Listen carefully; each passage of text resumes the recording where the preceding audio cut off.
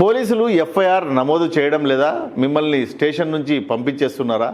నేరం జరిగినప్పుడు ఫిర్యాదు తీసుకోవడం పోలీసుల ప్రాథమిక విధి. కానీ చాలాసార్లు పలుకుబడి ఉన్న వారి మీద కేసు పెట్టడానికి లేదా క్రైమ్ రేట్ పెరుగుతుందని పోలీసులు ఎఫ్ఐఆర్ రాయడానికి నిరాకరిస్తారు. ఇది సుప్రీంకోర్టు ఆదేశాలను ఉల్లంఘించడమే. వాస్తవాలు ఏమిటంటే లలిత కుమారి వర్సెస్ స్టేట్ ఆఫ్ యూపీ ఈ కేసులో సుప్రీంకోర్టు స్పష్టంగా చెప్పింది.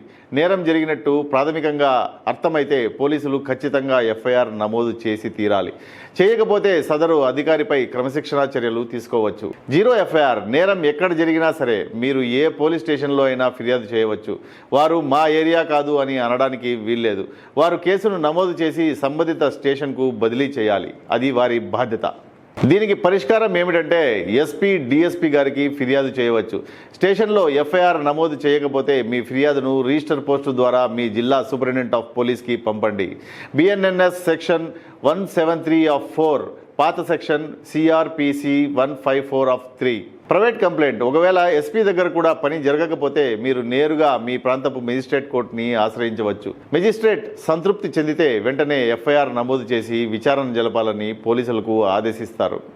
ఆన్లైన్లో ఫిర్యాదు ప్రస్తుత రోజుల్లో రాష్ట్ర పోలీస్ వెబ్సైట్లు లేదా యాప్ల ద్వారా ఆన్లైన్లో ఫిర్యాదు చేసే అవకాశం ఉంది.